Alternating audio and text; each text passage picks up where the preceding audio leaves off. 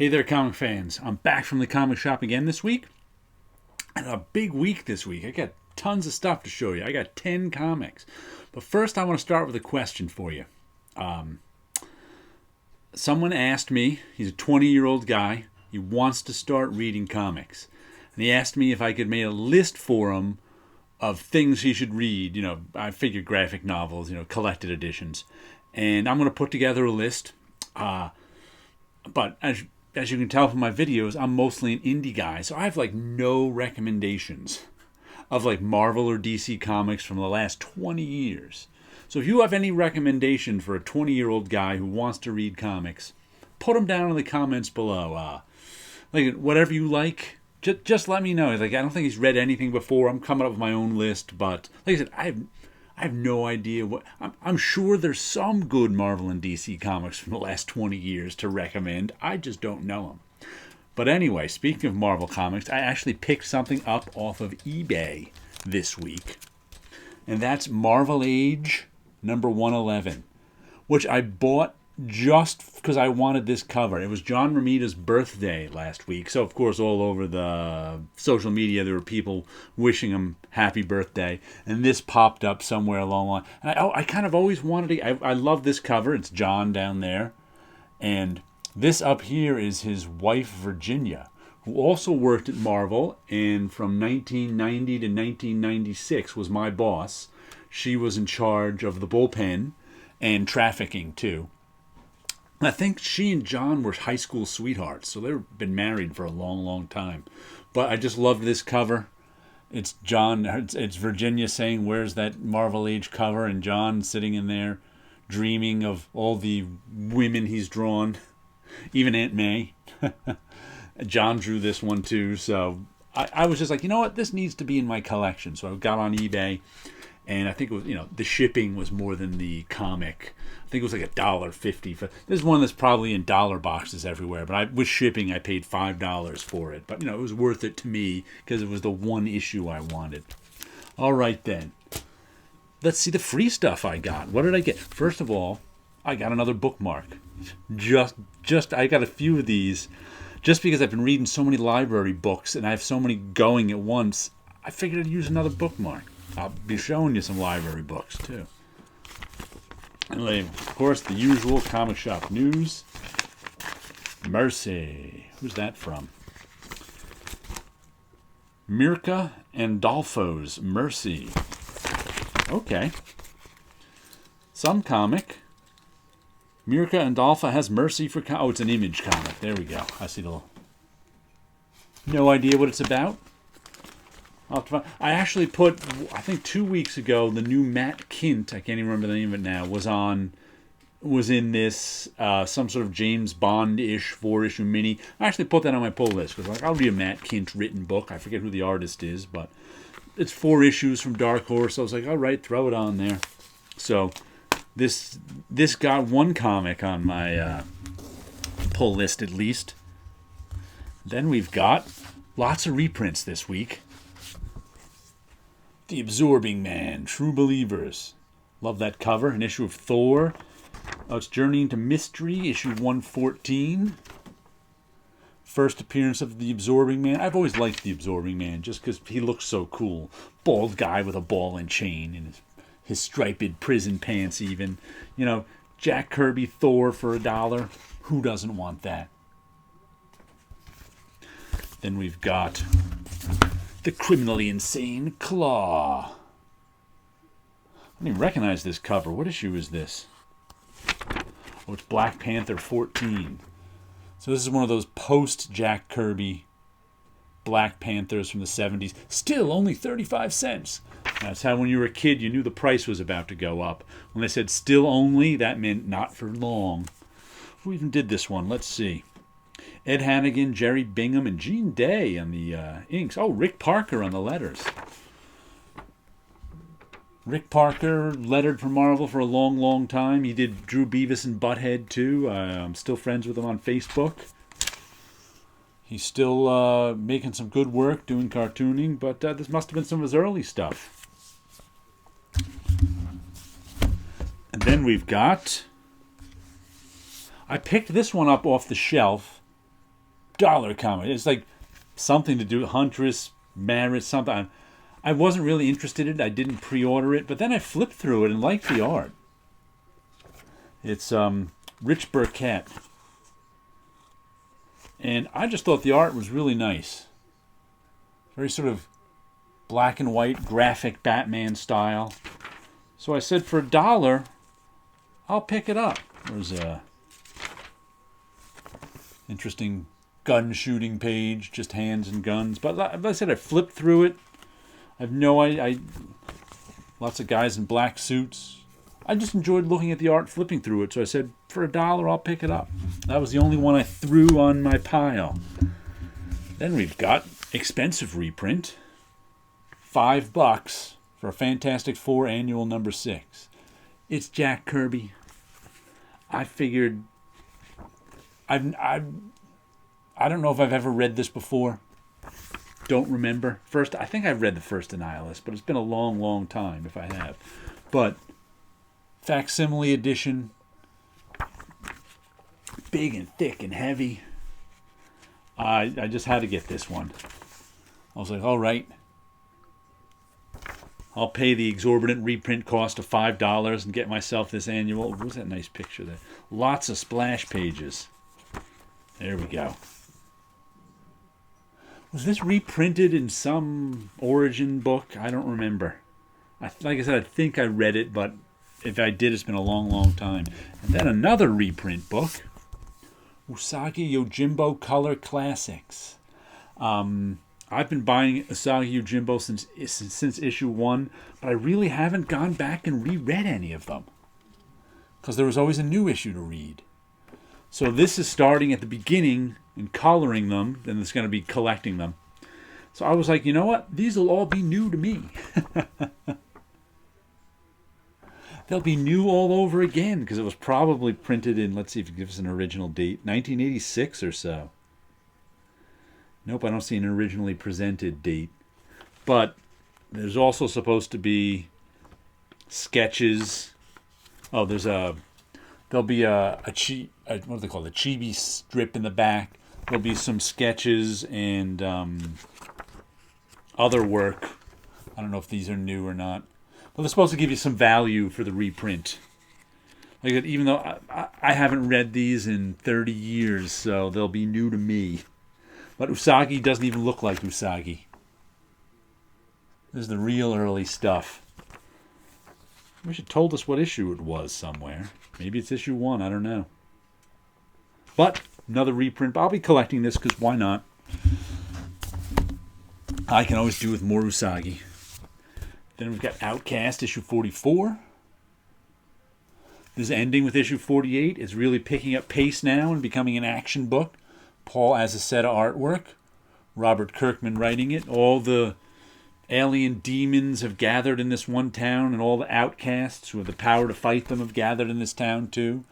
So we're having ourselves a big battle, and then some other mysterious person showed up at the end of last issue. So we'll see where it goes. We'll see how it ends, but I've been enjoying it. Monstrous, issue 25. I can't remember.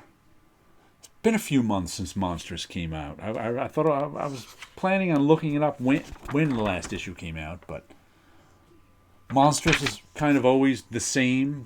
It's been the same plot since the very beginning. Woman with a monster inside her in this high fantasy world with humans and animal people and this and that, and there's wars going on and big things happen. I shouldn't say it's all the same in that the plot has moved forward and we've discovered things and whatever, but it's really one big story. There's the monster. So describing it issue to issue, things happen along the plot, but you know, it's the same stuff kind of. I enjoy it.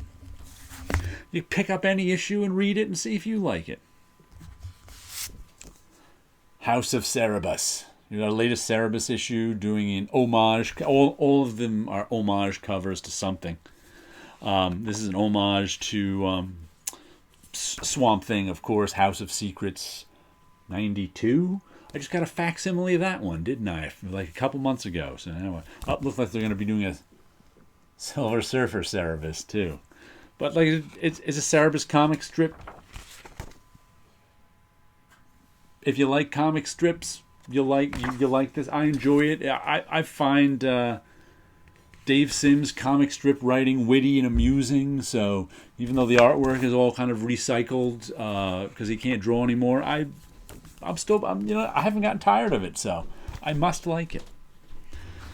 Then we've got Criminal, issue number 12. This is the wrap-up of the long story that's been going on. And I also just read that... oh, look, money! Page of money. I also just read that this is the last issue of Criminal for a while. They're putting out a graphic novel next, and then they're doing even another series, and then maybe they'll come back to Criminal some other time, which I assume they'll renumber it with a new number 1. But these 10 issues have been good. I've enjoyed it. That's weird. They always seem to... I have a little crinkle. I think I've got a little crushing going on in my corner. Oh, well, it's not in mint condition anymore. If Criminal number 12 ever goes for $1,000 in mint condition, I'll really be angry. But until then, I'll be okay. Good book. Last issue for a while. You know what's weird about the graphic novel? When they do graphic novels, like My Heroes Have Always Been Junkies, I feel like I'm in no rush to get them. I just put them on my Amazon wish list, and maybe at my birthday or Christmas time, someone gets it for me. Like with the issues, I put it on my pull list, I get it right away.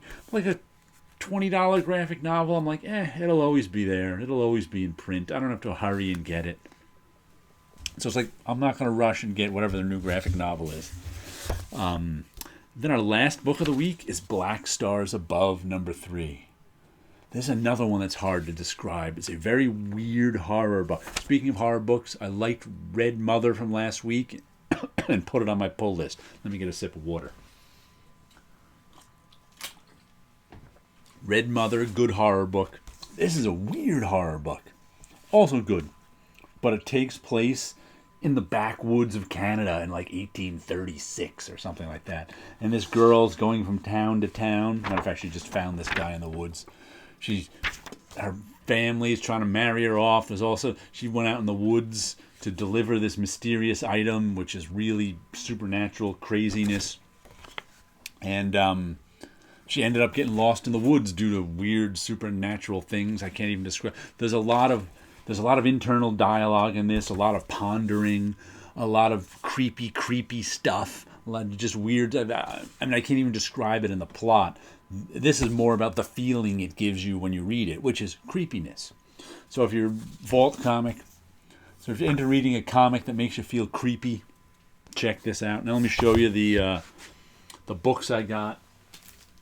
3 library books. The first one I picked up was haven't read it yet. James Sturm, Off Season. I'm a big fan of. He does Golem's Mighty Swing, which brought him to prominence, I think, and that's okay. But I really like Market Day. He did a book called Market Day that's just one of my favorites. And now he's got this one.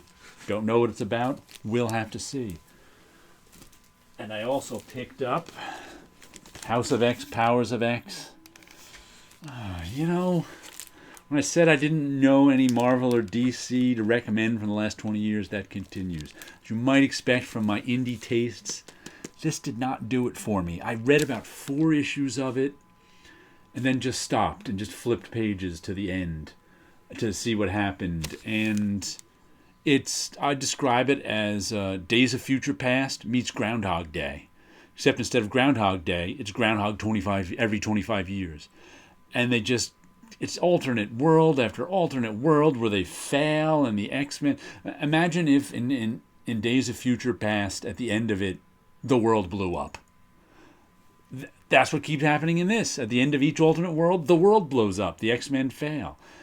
Until at the very end, all the mutant villains and heroes become friends. And hopefully, now the world won't blow up. And it's just like, how many times can I watch Wolverine die before I don't care about Wolverine dying? I know a lot of people liked this, and more power to them. I just didn't. And another pet peeve, Jonathan Hickman and his charts and graphs.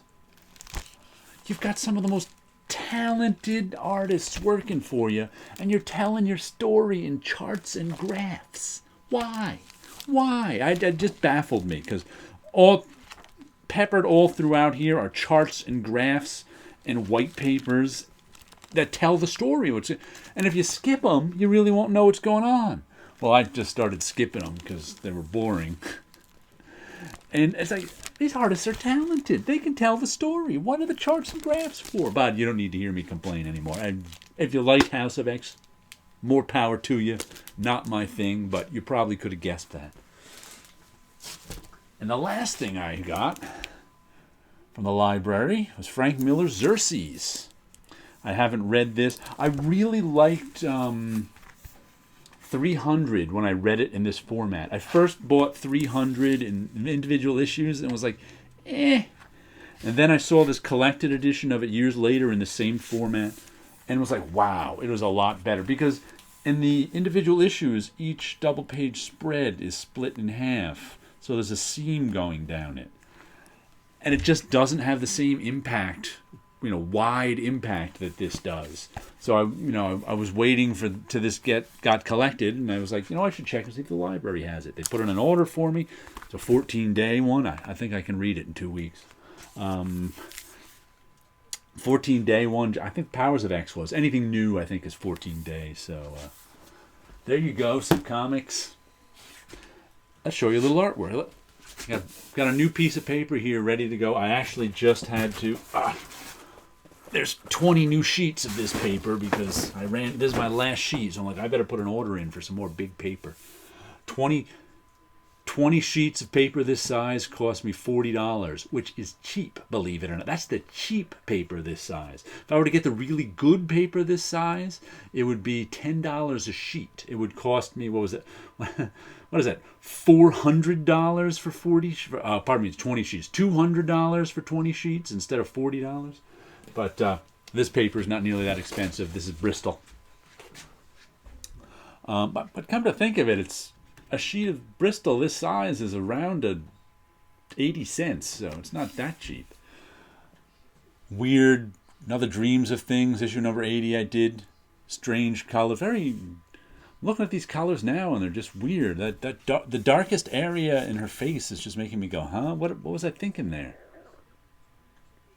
Most of the bright colors are in the background. That's a little unusual. He's kind of a little dull in here, but oh well, can't love them all. But came out okay, if not great. I like some of my other stuff better. But that's the way it is. You might like something I don't like. Your favorite might be different than my favorite. But anyway, you guys all have a good week out there.